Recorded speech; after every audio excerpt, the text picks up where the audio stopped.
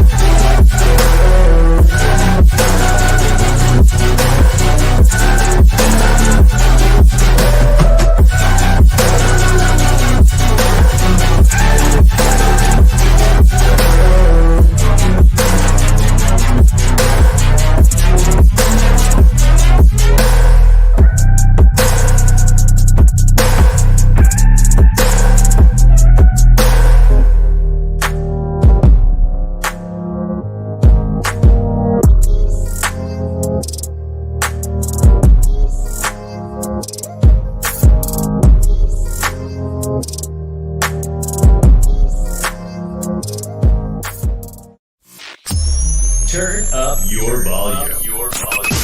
Because you're about to listen to The Sick Podcast with Tony Marinaro. 55 seconds left in the penalty, a minute and 27 seconds left in regulation time. Boston 4, Montreal 3. Lafleur coming out rather gingerly on the right side. He gives it into Lemaire, back to Lafleur. The sickest Montreal Canadiens podcast. You're in the ball! Sports entertainment like no other. Rejoint, on lui fait perdre la rondelle, une passe devant. Et c'est le dégagement et ce sera la victoire des Canadiens. Coupe Stanley pour les Canadiens. Le 23e de l'histoire. You found the dogs! John, you found the dogs! He found the dogs! And all together, they worked a young team to the top. And now, a 24th Stanley Cup banner will hang from the rafters of the famous Forum in Montreal. The Canadiens win the Stanley Cup. Brought to you by Energy Transportation Group. Driven to be different. 8.6 beer. Intense by nature. And Laraque. If the last time you went to Laraque was when the Habs won the Cup, it's time you went back to Laraque. It's gonna be sick. Marinaro on this Wednesday, November 9th, 22 minutes past 10 p.m. And here we are. It is the Sick Podcast. The Montreal Canadiens win again. And some of you are happy, and I'm saying, oh, my God, here we are again. The Canadiens stuck in no man's land. I don't think they'll make the playoffs, and they'll end up getting, the 12th or 13th pick. But I'm probably sounding like a broken record by now. Some of you are going to say, Tony, my cousin Rick called me, and he said, Tony, it's not that bad. Cole Caulfield was a 15th pick, and look at the way he panned out. And if they get another one, I said, yeah, but what are the chances of getting another player like Cole Caulfield at 15th pick? But, you're pretty certain of getting a pretty good one at 1, 2, 3, or 4. But anyway, the Canadiens win, and mostly everyone at the Bell Center, probably everyone actually was happy with the win. It was convincing, and this one was over in a hurry because within a span of 11 and a half minutes, the Montreal Canadiens scored 3 goals in period number 1. Nick Suzuki got it started 55 seconds in, and Pearson picked up a penalty as an infraction on Joel Edmondson. The Canadiens go on the power play, and 12 seconds after they go on the power play, it went from Caulfield to Drouin to Nick Suzuki, and his shot went right through Thatcher Demko, right through him. Arber Xhekaj, less than 8 minutes later, on an assist from Monahan, who wins the faceoff. He gets a wrist shot just that makes its way through traffic. Kirby Dach on a giveaway from JT Miller. He's able to go 5-hole on Demko just like that. It's 3-0 after period number 1. Mike Hoffman down the right wing, a quick wrist shot. And I've been talking about Hoffman being a penny stock that was at like 2 cents. And after last night's game, he went to 4 cents. And after tonight's goal, he probably is at 5 cents. So now I think we understand where Kent Hughes is coming from. And that's why Hoffman is in the lineup. And that's why they keep on playing him when a lot of people were saying, put him on waivers, send him down to Laval. If he clears waivers, try and trade him, even if you get nothing. He's trying to build up his stock. That's what he's trying to do. Anyway, that was about it. A Samuel Montembeault who battled again in tonight's hockey game. And it was the line of Suzuki, Caulfield, and Dach that woke up after being silent through regulation and overtime yesterday. 1 goal and 1 assist for Suzuki, 1 assist for Cole Caulfield, and 2 goals for Kirby Dach. Mike Hoffman has a goal, and so does Arber Xhekaj, like I mentioned. And there you have it. The Montreal Canadiens win, and they win big over the Vancouver Canucks. Next up, the Pittsburgh Penguins. They visit the Bell Center on Saturday evening. The Sick Podcast brought to you in part by Laraque. If the last time you went to Laraque was when the Habs won the Cup, it's time you go back to Laraque. The menu will surprise you.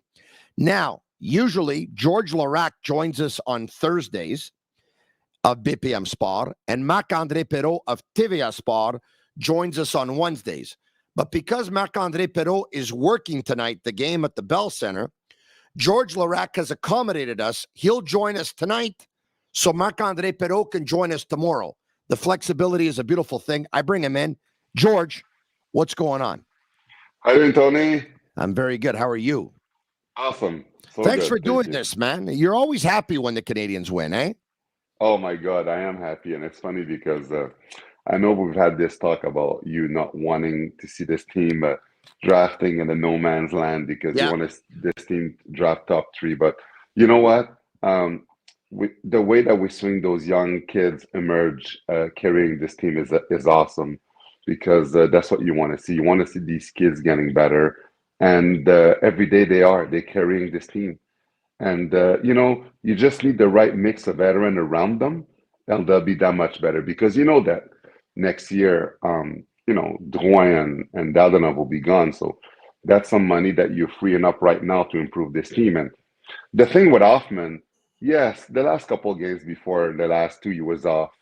But, we know that if there's one guy you have to keep between him, Dadonov, and Drouin, it's him. Because, he has the most poise to score. He skates, and he's a pure goal scorer. He finds ways to score even if you don't really see him.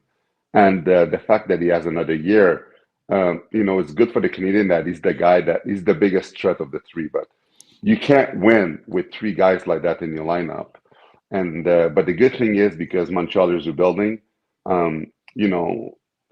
there's no urgency this year about what they're going to do because there's one thing for sure, and I'm pretty sure that Kent Hughes coming to that evidence is that, you get Drouin to play more and Dadonov to play more, you'll never raise their stock high enough so a team at the deadline would get interested in getting them.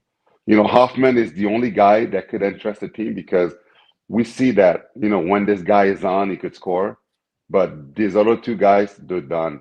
And if Dadonov and Drouin is not part of the future of the Canadiens, and if you're because it's not 5 games into the season, it's 13 now.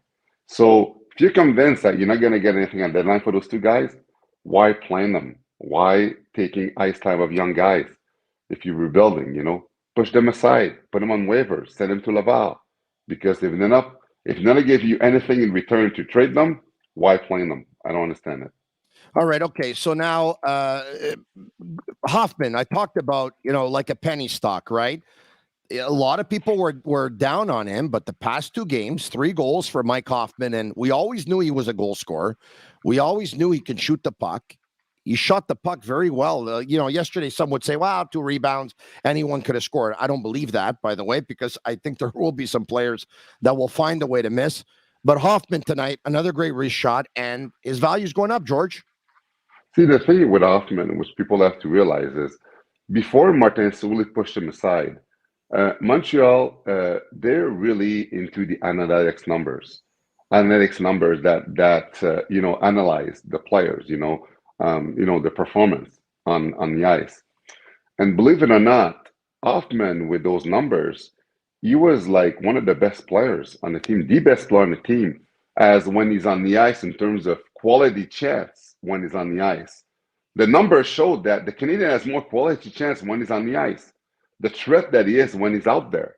And that's even when he wasn't really producing. So the analytics was on his side. So the potential is always there. Hoffman, if you look every year, he's always been a goal scorer, and he's always put numbers, like he's always put the puck in the nets. You know, the last couple of games before that, he was in the funk, but so was all the veterans in the funk. We're talking about Hoffman, but what about all the other ones? What about Josh Anderson? You know, other than the hat trick with Laraque, what have we seen from him? What do we see for Armia? What do we see from Drouin? I'm not happy with Anderson, by the way, but I mean, there's so many positives to talk about tonight's game. I mean, 2 or 3 points in, I don't want to go to a negative. We have time. We're going to get to that a little bit later. The line of Suzuki, but I'm with you on that one. The line of Suzuki, Caulfield, and Kirby Dach, though. Let's talk about Kirby Dach now.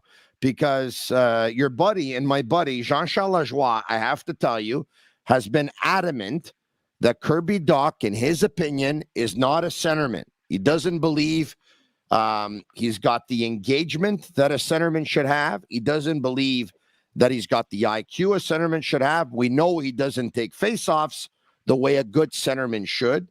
Former Montreal Canadiens coach Michel Therrien, who joins him on his show on TVA Sport, agrees with Jean-Charles and actually says he sees some parallels between Dach and Galchenyuk. So far, I have to say, Jean-Charles might be right. Kirby Dach looks more of a free spirit, more of a shooter, and looks more effective on the wing where he has to think less. So my question to you is, have you already decided that Kirby Dach is a winger and not a center? Yes, and you know, there's no doubt in my mind that he's a winger. And the reason why is, I'll just go back to Chicago. In Chicago, he had problem producing. The reputation that he had in Chicago is that as a centerman, not just that he couldn't win faceoff, but he couldn't finish. He couldn't make plays. And everybody talk about how good of a skater he was and his size and everything. And if you have a guy like Jonathan Toews, which you know, a great centerman that can't teach him how to win draws and how to play that position, and he was close to him. Toews was close to Dach, and he was hurt when Dach got traded. So that right there showed you that if it didn't work in Chicago playing center, why would it work in Montreal? So he came into Montreal, and we all penciled him at the second line center after Suzuki. And when we see him playing wing, well, first of all, anyone that plays with Suzuki as a winger is fortunate because Suzuki is an amazing passer and he can take advantage of that. But the fact that, you know, we're looking for this winger to play with these two guys, he's skilled enough, he's fast enough to play there, is the perfect combination. And I bet you that even Dach, if he saw himself as a centerman before, the fact that he plays on the top line of the team with Suzuki and Caulfield, I'm pretty sure that he's pretty happy to play on the wing because he's never put those offensive numbers in the past before. And yes, he's putting those numbers not just because he's playing the wings, because he's playing with two amazing players that are carrying this team right now, and he's completing them perfectly. And we see it night out now in those last couple of games. They're perfect together. Listen, Jeff Gordon was hoping for one thing, and the Canadians will take it, by the way. If Kirby Dach ends up being a winger, they'll take it. They'll end up going to try and find another centerman, hopefully via the draft with a top 5 pick. But anyway, that's another story for another day. He was hoping that Kirby Dach was going to be to the Canadians and pan out the way Mika Zibanejad did for the New York Rangers. When Jeff Gordon was with the New York Rangers as their general manager, one of the first moves he made was to trade Derek Brassard to Ottawa and acquire Zibanejad. Zibanejad had picked up, 45 or 51 points in Ottawa, and then he went to New York and he exploded. I think he looked at Zibanejad and said, top 6 pick in the draft, big right-handed shot centerman. Kirby Dach, top 3 pick in the draft, big right-handed shot centerman. I think he saw some similarities, and I think he's hoping that Dach will be to the Canadians what Zibanejad has been to the Rangers. Well, that's a good comparison because of the way that now Dach is playing.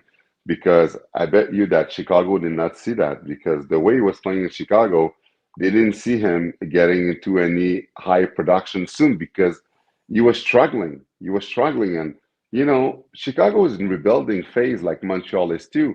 You don't let a young guy like that go. If you're rebuilding, why wouldn't you keep him?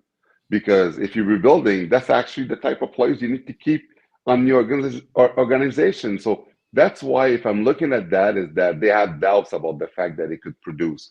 So I'm pretty sure that everybody now in Chicago is surprised to see his production. But again, Montreal did the right thing. They tried at center, didn't work. And, I don't think it works to put a guy at center and put a guy with him so you could take the draws and then you go back to center. No. If you're a centerman, you take the draws, you do everything. You don't take somebody that do your draw and then you go back to that position. Like at one point, if you can't do it, go back in the wing. And Montreal tried something, it worked. And now, we all agree that is their perfect spot. And also, if you look at this lineup, take Kirby Dach out. Yeah. The hardest question to answer is okay, who would you put with Suzuki and Caulfield? There's nobody that has been as consistent or will be as consistent. Brendan Gallagher has had a hard time finding the net. Brendan Gallagher can't play with those two guys because Brendan Gallagher is not skilled enough to play with Caulfield, and Suzuki is not fast enough. Anderson is fast enough, but his IQ is not good enough to play with them. And that's why Slavkovsky's not ready. Yeah, exactly. So that's why Dach is the best guys to be there, and I don't see anyone else getting there. So that's why they're pretty lucky that these 3 guys together, your first line, it's solved for the next 10 years. Yeah. And now you just have to address the other lines. All right. Okay. We talked about Hoffman playing 2 good games in his last 2. Here's another bright spot. I thought Jonathan Drouin was better tonight. Now, very good? No. Good? I thought he was better. Some would say it's tough not to be because his play has not been a very good level. A lot of people have thrown in the towel on Jonathan because it's no longer year 1. It's no longer year 2. It's no longer year 4. It's now year 6. A lot of people have thrown in the towel because he's no longer 19 and he's no longer 21 and he's no longer 23. He's now in his more than his mid-20s. Do you think he played better tonight? I think he played better tonight. Well, the one thing with Jonathan that we have to realize is, as hard as it is to believe when you look at him play, this is his contract year. This is last year. He's playing this year to try to get a team to give him a contract, a multi-year contract.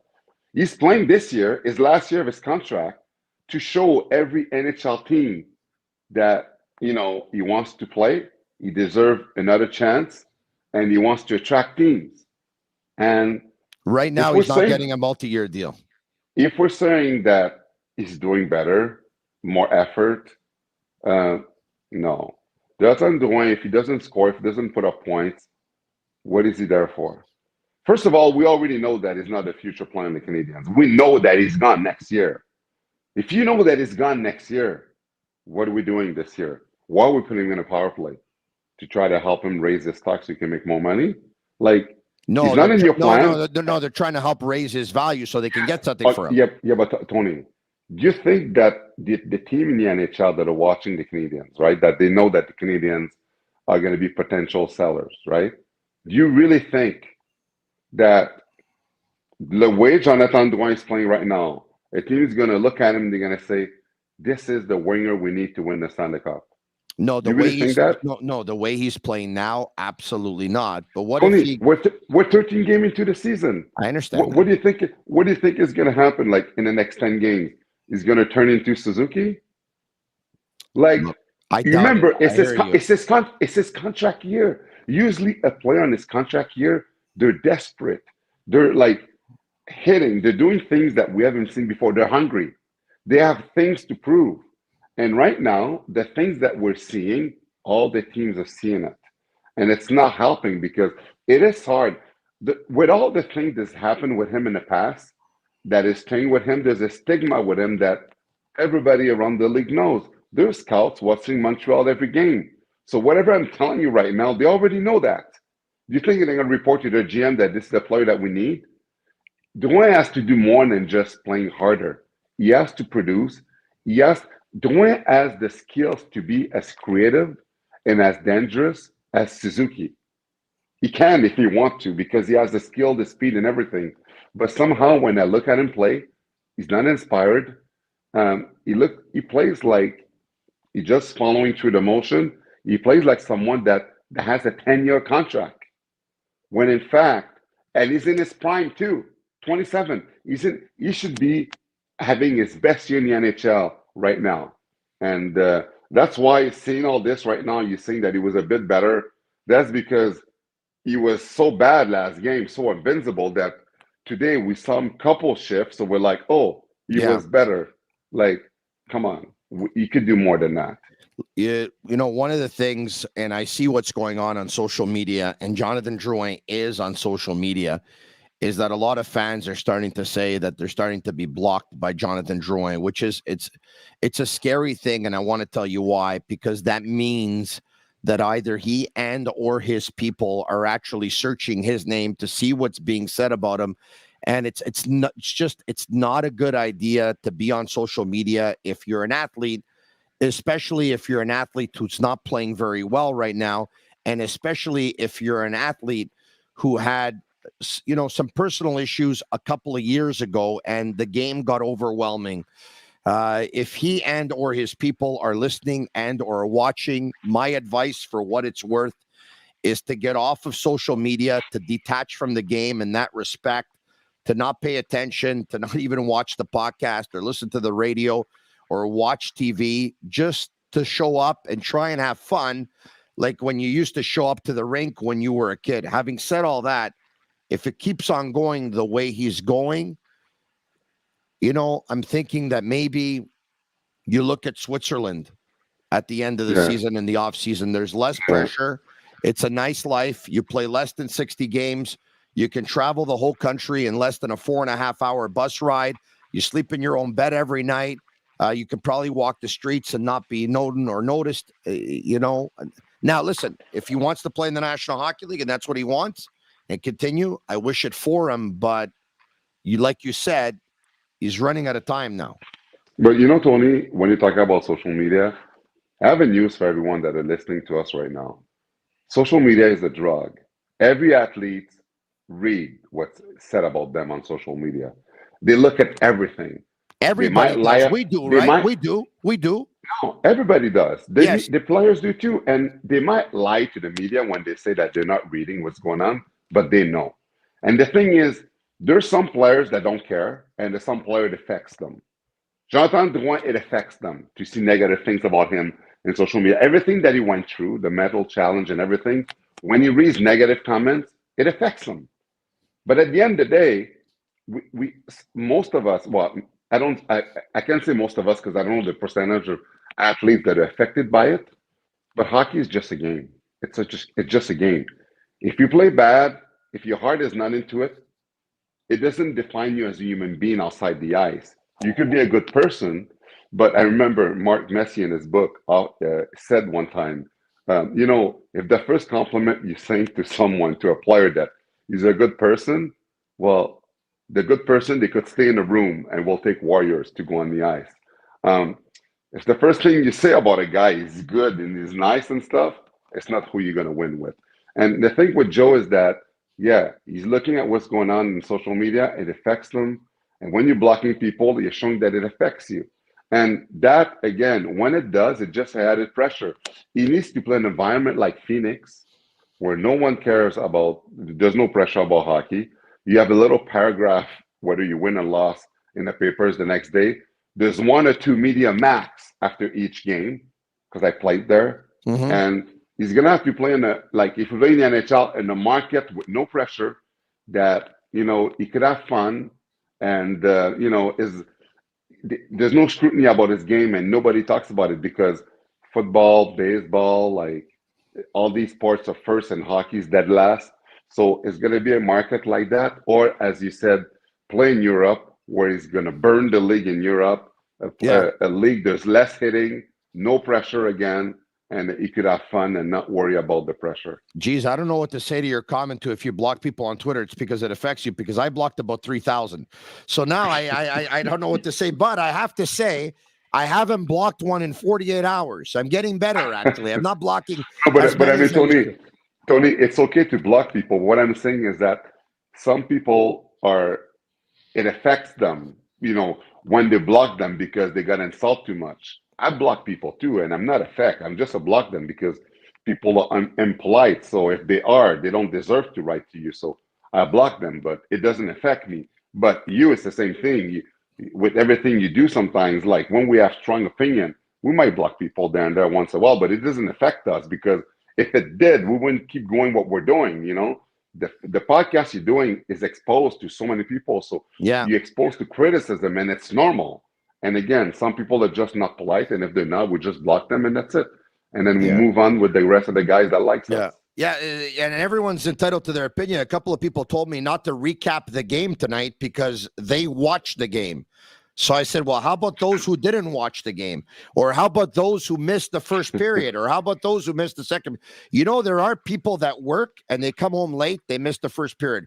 There are people that take their kids to activities or sports and they miss the first period. There are people that put their kids to bed and they miss the second period. There are people that have to help out around the house and they probably missed the third period. So even though you watched it, folks, I'm willing to take a lot of suggestions. But even though you watched it, I'm not going to get away from recapping a game, which will take me 5 minutes on a show that's going to go for about an hour because you probably watched the whole game, but there's a ton of people who did not watch the whole game. Not to mention that you watched the game, but the way you saw it and the way I saw it could be different. So I'm going to tell you the way I saw it, and then I'm going to give you a chance to tell me how you saw it. And then you can comment, and then you can call. So, folks, I'm open to suggestions. I've done a lot of things that people wanted me to do. I've changed some things that I did that people wanted me to change. But I'm not going to get away from recapping a game for about 5 minutes or so. Now, it's a Sick Podcast, and it's brought to you in part by 8.6 Beer. And for whatever reason, I'm starting to lose my voice. Intense by nature. The beer for those who follow their instinct and live their passions in order to make their mark. Why am I losing my voice, George? I don't know. I'll tell you why. Last time we did a podcast together, you lost the internet. This time it's your voice. There's always something. You're eating too much meat. You're eating too much meat. You got to be vegan like me, bro. Yeah. There's a very good chance of I don't know how you do it, George. God bless you. But I mean, I'm always thinking about burgers, and I'm always thinking about steak, and I'm always thinking about sandwiches, and I'm always thinking about subs. And I don't know how you do it, but all the power to you. Hey, I got to ask you a question. Yeah. When you were playing for the Habs, were you vegan down the stretch? My last year I was vegan because Pierre Gauthier, the GM, was vegan also. I was lucky because half the menu in the plane in the dressing room was vegan. And it was awesome.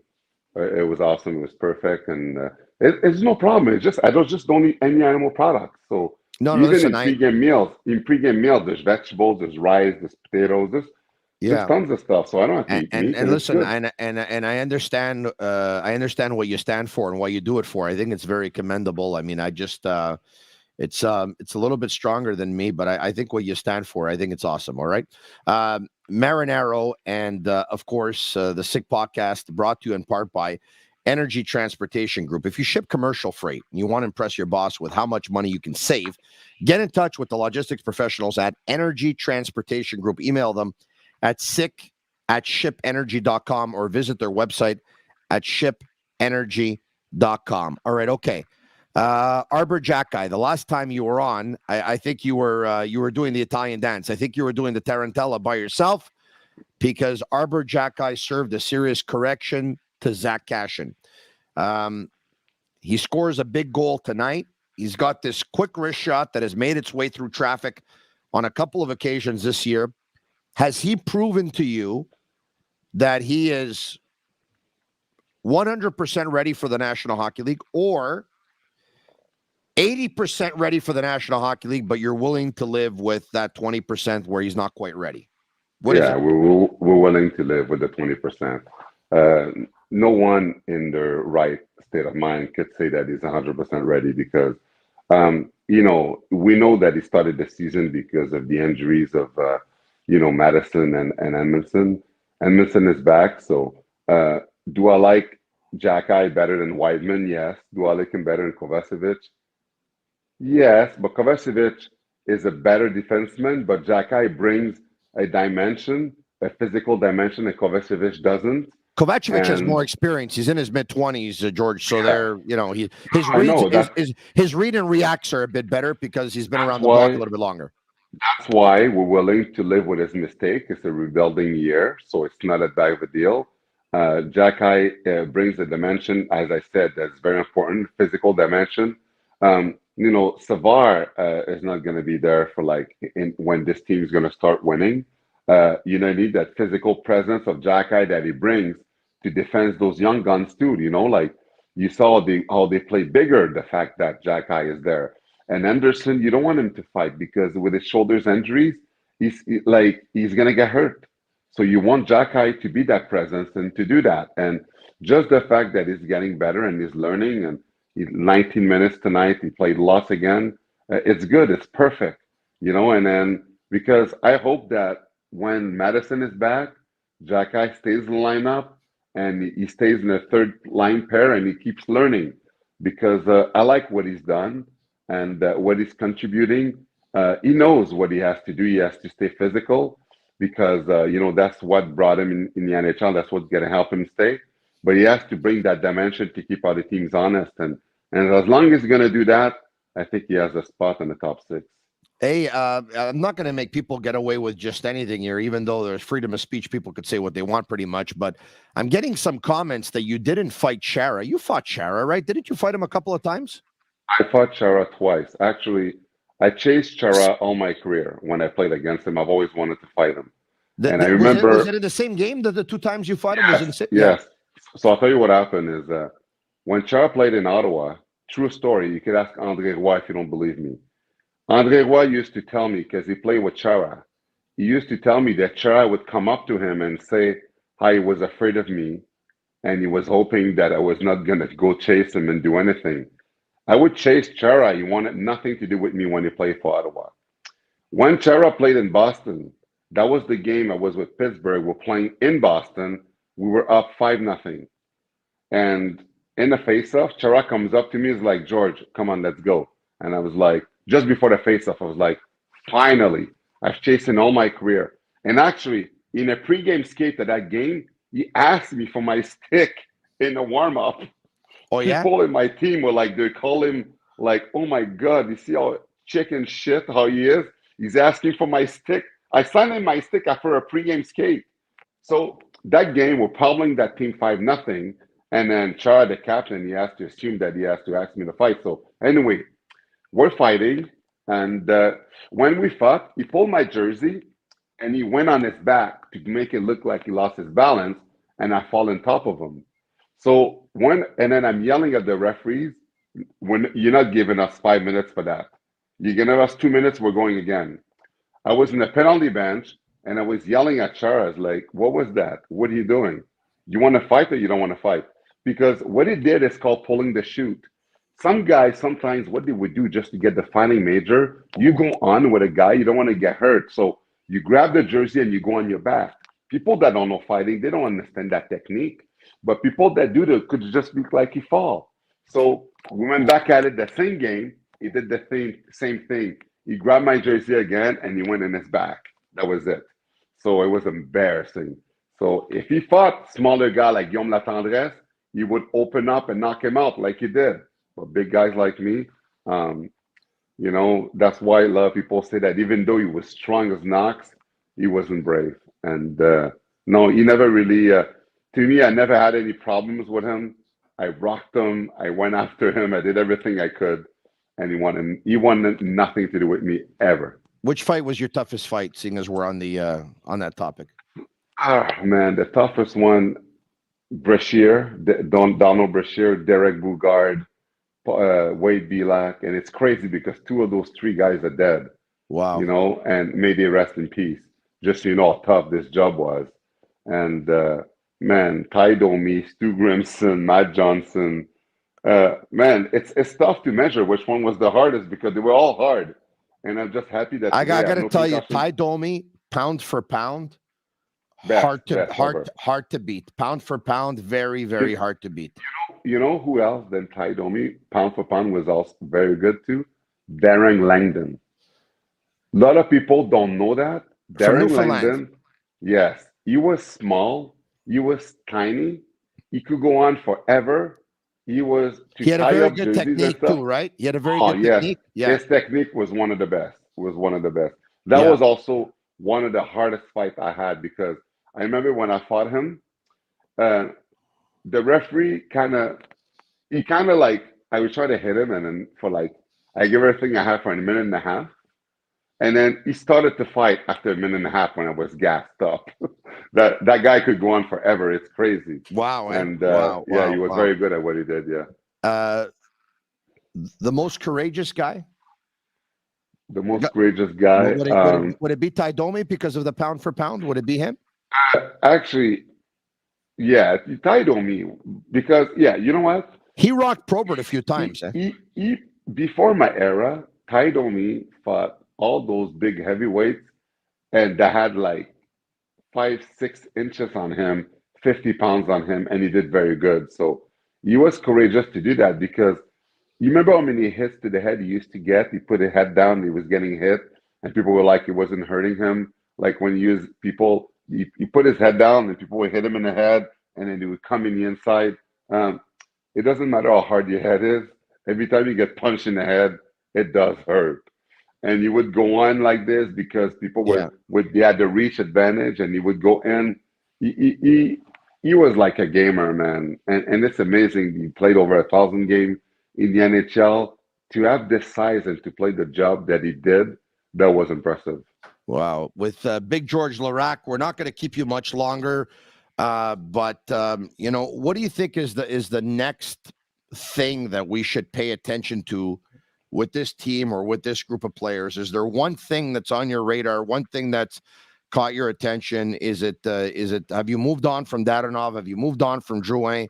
Is there another thing? Is there a second line started? What is it? Actually, you might not agree with me with this one, but I completely disagree with the fact that they sent Rand Picklick to Laval. I don't understand it. Martin St. Louis always prone the fact that he was going to go reward the player that deserved it the most. And we talked about Drouin, Dadonov, and Hoffman. Hoffman is fine now. But how can you justify to me and to the rest of the team that sees the same thing as we all see, that Pitlick deserves to be in Laval, but not Drouin Dadonov? You know, if you want to do something... I don't disagree with you, but it's pas fin du monde either, is it? Like, no. Yeah, but he's a Tony, fourth-line player, and he hasn't been nearly as good as he was a year ago. But Tony, the thing is that a year ago, you didn't play on the fourth line with Dadonov. We put him in winning situation because he has skills, he has speed. Look who he's playing with. We're not giving him any chances. The things that you do know is that give him as much ice time and all the chance you give to Dadonov, to Pitlick, and he's going to give you more offensively than Dadonov does.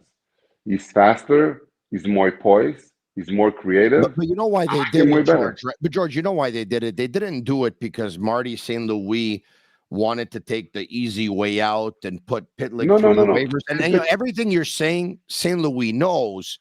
They're trying to get everyone's value up. That's why they want to keep these guys here, because they're going to trade them before the deadline. But Tony, think about it. Tell me what team is going to take either of these guys thinking that they're going to win the cup with them. But just no, any team that's going to do that. They don't have to go to a team that's thinking they're going to win the cup, but there could be a team that is going to make the playoffs, that is going to play a much better team. They only have to pay a month and a half salary. It's probably going to be 2 paychecks. They're going to be off the hook with the contract at the end of the year because these guys won't have a contract. What's the risk? There's no limit on the amount of players that you can have once you get into the playoffs. I'll tell you what the risk is, okay? Contaminate the group? No. Worse than that. The risk is, yes, if you win, if you need to win, you do need to have a strong addition, a depth to help you win, right? You want to add depth. Well, do you think that these players qualify as depth to what, like to a lineup chart to win anything? Come on, Tony. Like, you know what they would have to do until the trade deadline starting now? What is the trade deadline in 25 in 30 games? Trade deadline is in 30 games. Yeah. So are you telling me that in the next 30 games you have hopes that either Drouin and Dadonov turns it back up and rank like 20 points in the next 30 games, become red hot, that all the teams are going to want them? Come on. I say that in the National Hockey League, all it takes is one guy to say, if I get that guy on my team, I can get him going. You're all, you know, like at one point they'll stop. Look, maybe I'm naive. I'm not like right now, the way they're going, I wouldn't take the players on my team, but there's always one coach, one general manager who says, if we get him into our system, something can happen. You know, with Hoffman, yes, not with Dadonov and Drouin. All right. Only time we could have a bet on that, actually. Well, today you're right. Today, and there's no doubt that you're right today. We'll see if the same thing holds true at the end of February. Each week that we talk in your podcast, I'm going to remind you of that. All right, no problem at all. And you're going to join me next week. Sid the Kid coming to Montreal on Saturday night. Are you going to hook up with him when he comes here or what? Probably not. Are you guys close? It's been too long. Well, when I played, we were. Actually, it's a funny story. An anecdote with Sid the Kid. You have his number? Yes, I do. When his contract was up, when my contract was up in Pittsburgh, and then Montreal and so many teams, I knew Edmonton was in the mix. I had 16 teams that were interested in getting my service. Sid told me, George, if you stay with us, I swear to God, within the next 3 years, we're going to win the cup. So I end up signing in Montreal, and what happened the next year? The Penguin wins the cup. Wow, what a story. George, look, I kept you too long. It's late. I know you get to BPM Sports very early in the morning. I'm sorry I kept you this long, but the reason why I did was a selfish reason. Everyone that's following on YouTube right now, Facebook and Twitter, if you read the comments, George, everybody loves you, buddy. So I just tried to give the people what they wanted. Thanks so much for staying up late for me. You're welcome. I know you go to Problem, bed brother. early, okay, buddy? I'm sorry about that. Problem, brother. I think we're going to double the pay tonight. Okay, we'll talk to you soon. Take care, George. There you have it. Big George Laraque. All right, okay. We can open up the phone lines to you at 1-888-585-SICK, 1-888-585-7425. You called?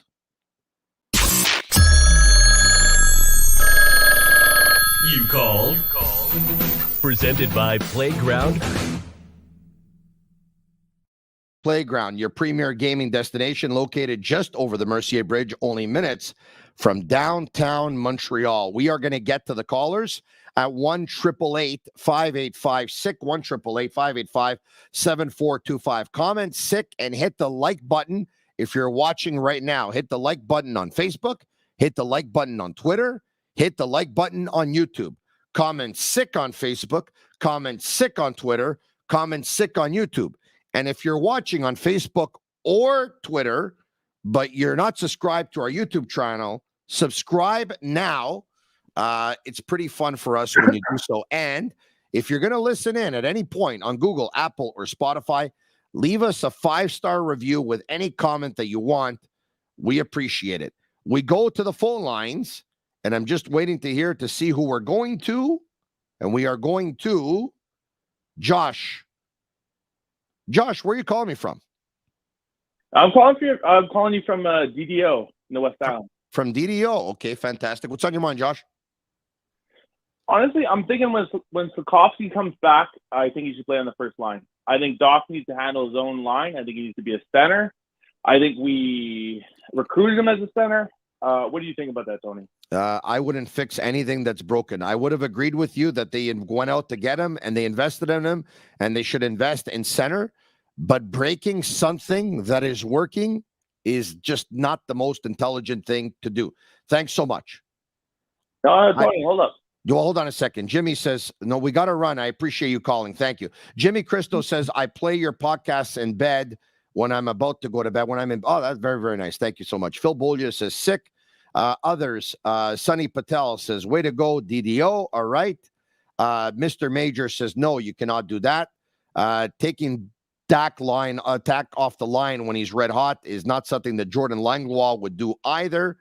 And Chris says, sick. Raymond Singh says, my hometown of DDO. Raymond Singh is very, very proud of DDO. There's no doubt about it. All right. Okay. Where are we going? Back to the phone lines. Oliver is in Alberta. Oliver, what's going on? Hey, what's going on? How are you? Not too bad. What's on your mind? Tony. Oliver, what's on your mind? Hey, I want to talk to Tony about, is this Tony? It is Tony. Is this Oliver? Yeah, you got it. Hey, Fantastic. I didn't recognize your voice, but I did There you recognize go. And Yellow's voice before. There you go. So I'm Tony and you're Oliver. What's on your mind, my man? Hey, what do you think? Caulfield, Suzuki, the next to Den-like duo. Caulfield and Suzuki are an awesome duo. I think the proof is in the pudding, and the stats don't lie. They usually never do. Thank you so much for calling. We appreciate it as we continue to move on at 1-888-585-SICK, 1-888-585-7425. We'll continue to get to your calls because the lines are absolutely blazing. Mike is in Maine. Mike, what's going on? Hey, Tony, you remember me? Friends with Chris Nyland. I'm a quadriplegic. I've called it times in the past. Yes, I do. How you doing, Mike? Hey, doing very good. Been following the Canadians really, really close this year with you guys. And I'm really excited the way things are going. I think we're heading the right direction with all the new players. And what's your feeling on Pizzetta? I think he really turned it on tonight, showing that he's a little better than what we think. Yeah, there was a play which was a 2-on-0. The pass, which was the right intention, was a little bit off. He did have energy, but I think he's going to have to play with a little bit more if he wants to be part of this lineup night in and night out. Right now, he's not more than an extra player on this team, but he's a great extra player to have because he's the type of player that if he sits, he's not going to pout and he's a great team guy. He will defend his teammates. The guys love him. He brings a lot to a team because he's got a good attitude, and that's important. And so do you, Mike. And I thank you for calling, man. I really appreciate it. And you take care of yourself. All right? We'll talk. Yeah. All right. Thank you, Mike. That was Mike in Maine. 1-888-585-SICK, 1-888-585-7425. As we move along right here on the Sick Podcast, I'm Marinaro. Giovanni, what's going on? Sir. Yes, sir. How are you, Tony? Very good. How about you? Hey, Giovanni Maiolo. Giovanni Maiolo of Maiolo, Montreal on Sherbrooke Street in downtown Montreal. Is that correct? Exactly. How are you, fella? Very, very good. You just got yourself a free plug. Lucky you. What's on your mind, my man? Thank you. Listen, I wanna compliment you guys on an amazing show that you guys are doing. Thank you, Giovanni. And I wish you all the best. I appreciate that. You've supported for a long time, and you know what? I'm never going to forget that either. Thank you. Thank you very, very much. Listen, what are those? What's that entree that I like, by the way? The one with the gorgonzola, that cheese melted on top. The eggplant fritters. Eggplant fritters. Is that on the menu, or is it kind of like a special order? Anytime for you. Special order just for you. Thank you very much, Giovanni. Giovanni, what do you think of the hockey game tonight, and what do you think of the Canadians? A little bit more competitive than maybe most of us thought, huh? Yeah, a little bit more competitive. It's just nice to watch. It's fun. They win, they win. They lose, they lose.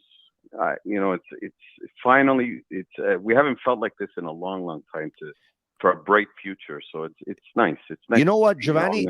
I don't know if there's ever been a comment that has been more accurate than that one that you just said now. It was a very simple comment, but I don't remember when was the last time that people were so cool and so good with they win, they win, they lose, they lose. Like it's no big deal. Like it seems like finally people are buying in that what they want first and foremost is entertainment. They want offense. They want goals. This coach is giving it to them. Suzuki's giving it to them. Caulfield's giving it to them. Dach is giving it to them. It's a couple of games that Hoffman has given it to them. They're fun to watch, man. Even when management talks, they make sense. It makes sense, and it's just normal. It's not like no more hidden little secrets and this and that and hiding the injuries and it's just let them play.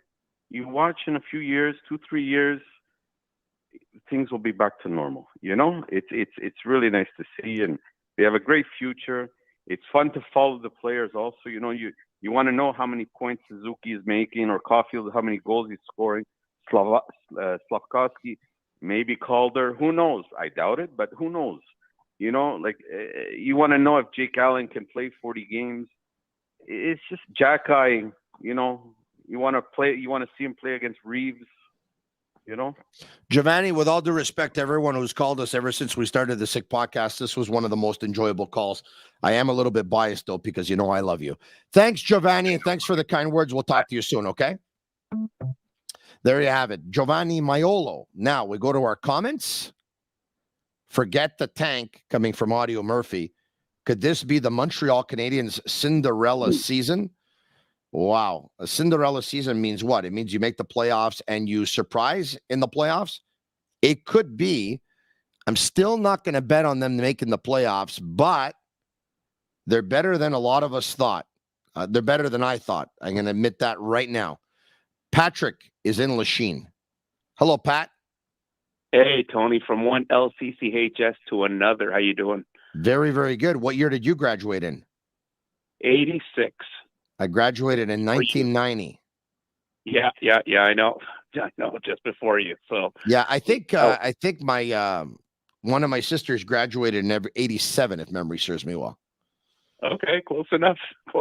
Yeah. You graduated with my sister, so that's how it works. Oh, that's cool. Okay, really? You want to give me your sister's name, or is that? You're well taken. So, and she's out of town, so it wouldn't work. No. I'm just saying. I mean, I was just saying. Do I? So I know your sister.